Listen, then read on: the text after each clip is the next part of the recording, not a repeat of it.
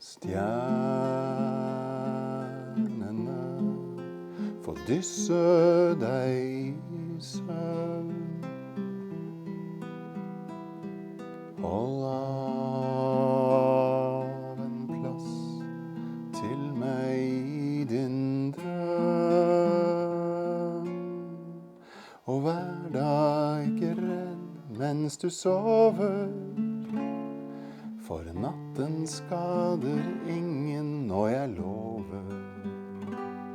Jeg vil våke ved din side og vokte deg i natt.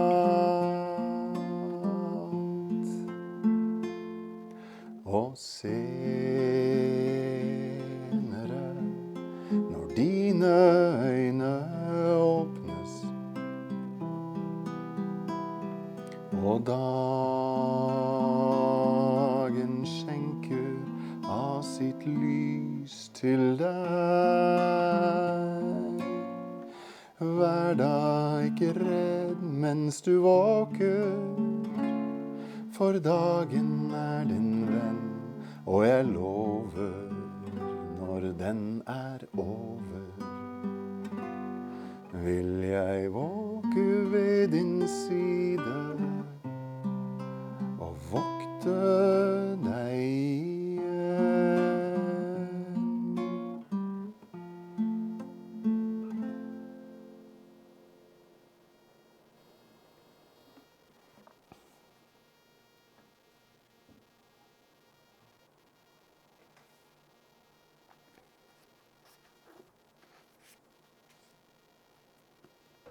Welcome back to our reading of The Red Lion by Maria Schepis. Last time we concluded chapter 2 and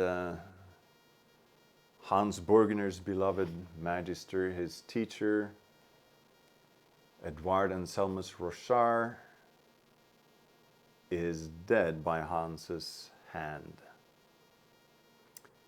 The next chapter is chapter 3. It's short, and it's called The Walled-in Crypt. And it is about what Rochard told Hans he wished he would never have to learn. The Walled-in Crypt. Only one thought occupied my mind for the next few weeks: escape. I moved at a frenzied pace, stopping only to eat and drink at some remote farm and sleeping in haystacks and forests. I always moved on as soon as I could stand again, driven by blind fear. My clothing became tattered, and my horrifying experience that I dared not even face carved lines on my features. Since I looked like a beggar, I started begging on the highways and in villages.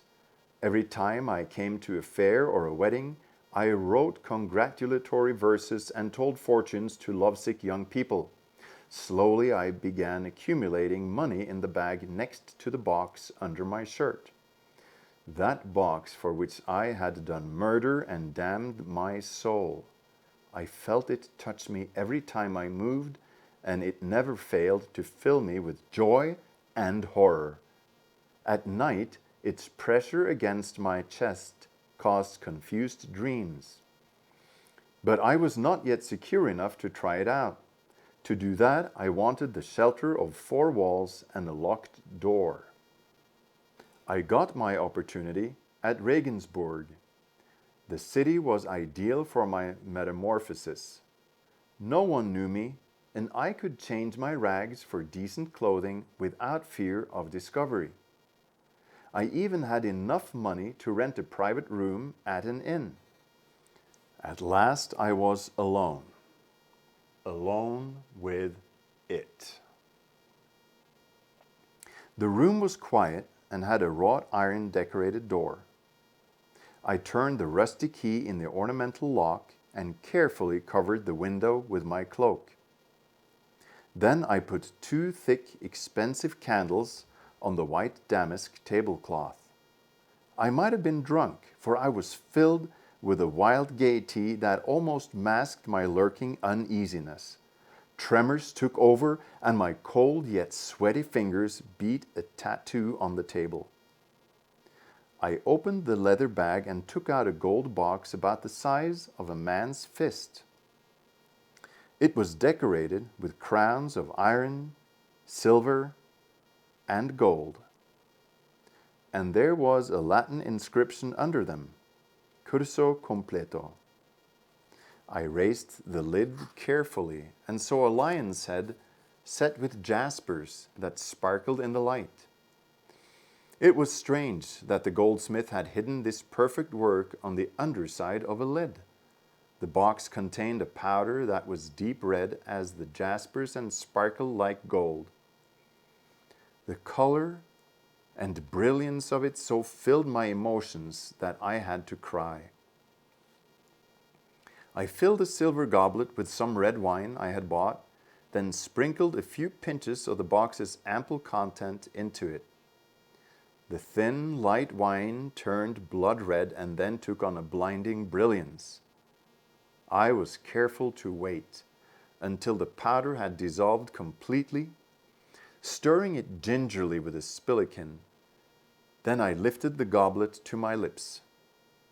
The divine potion felt cool and light on my throat, and its sweet balsam fragrance woke an unquenchable thirst. I refilled the goblet, sprinkled in more powder, and drank greedily, filled with euphoria. Suddenly I fell into a stupor, and the goblet fell from my nerveless fingers. I heard it clang, but it sounded far away, drowned by the wild rumbling in my brain. The cool, light liquid had become molten fire within me. It burned and distended my organs, and the inarticulate sounds wrenched from my throat relieved me not at all. I was paralyzed and helpless, watching with horror the unbearable pressure that should have shattered a frail human body. I heard voices now, multitudes of them, and colors and forms joined in a bursting crescendo, just as though I was thrown into the midst of a witch's sabbath. Screams of agony and desire, the racket of grinding metal, sobbing and obscene whispers filled my being. Shapes swam before me, wet, black, and writhing. While I stared at these ominous sights, two glowing points of light appeared and rushed toward me, spinning and forming themselves into a fireball as they came. It burst in my face with a deafening shriek.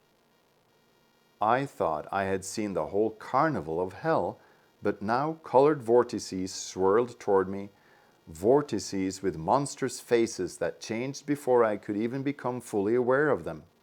The faces were part animal and part human, the distorted products of a twisted mind. I saw an egg-shaped tree trunk covered with elephant skin where open mouths drooled and writhed. Another jelly-like mass had gaping eye sockets from which sleek snakes swung, their heads blazing eyes. There was an obscene black hare with giant tusks and bloody eyes. I saw dogs with curved beaks, birds with elephant trunks and bat ears, an ape whose cheeks hung down like a woman's breasts. Then there were human faces, dreamy-eyed women with erect phalluses for noses, obese men with genitalia for eyes, and an octopus with baby's hands and an evil human face. And all these faces laughed at me. How mean and destructive laughter can be. Suddenly, a hurricane rose in the deafening chaos and whirled it all away. The screaming mouths, clinging limbs, twining tentacles, and fragments of color and sound. Now the hot wind clutched at me too, filling me with pain and terror and perverse desire. I felt the suicidal pleasure of self-destruction as the emotional tornado forced me through the basest of desires. But I kept pulling out. My body was a heavy stake that jerked me back to earth. I was alive.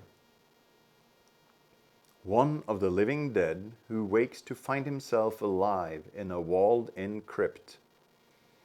Now, Rorschach's warning seemed terribly real to me, for had I not just awakened to eternal life in a tomb? My enlightened vision saw the inferno that was my spiritual home, a place of obscene decay and the lowest passions. I was helpless against the forces I had unleashed, for I had jumped into the deep sea of transcendental laws without knowing my way or the meaning of the warning signs. And I was terrified beyond the capacity of human emotion. I did not know how to conquer the fear.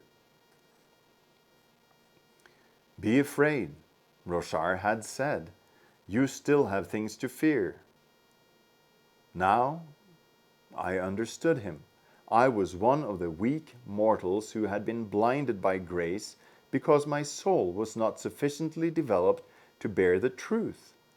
Now I had rejected the natural evolution that would have developed me properly for the great transmutation. I had stepped out of the stream of mortal necessity that guides, polishes, tempers with suffering, and protects its hapless subjects throughout time. I had broken, unprepared, into another plane of existence. My body was now unnaturally resilient, in truth a glass coffin in which my soul raged in terror, unable to die or find release. Now I was truly a leprous beggar in both worlds, at home in neither, persecuted in both. In the mortal world I was a demon-possessed sinner, in the other I was an ignorant weakling. From then on, my life was a dazed nightmare. The events in the physical world appeared only as pale shadows of the supernatural world. Sleep did not bring me rest. Solitude, crowds, and change of scene could not serve to drive away the phantoms. Oddly, this spiritual stress that seemed to be beyond mortal endurance did not produce any abnormalities recognizable to others.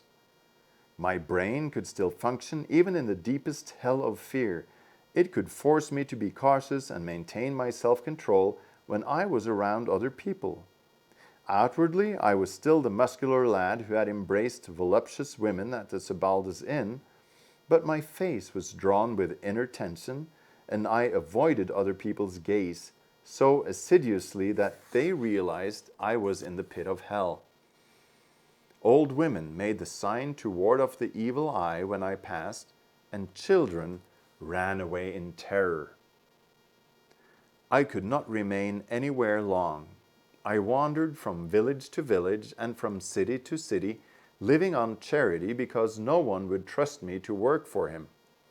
People would give me alms just to get rid of me.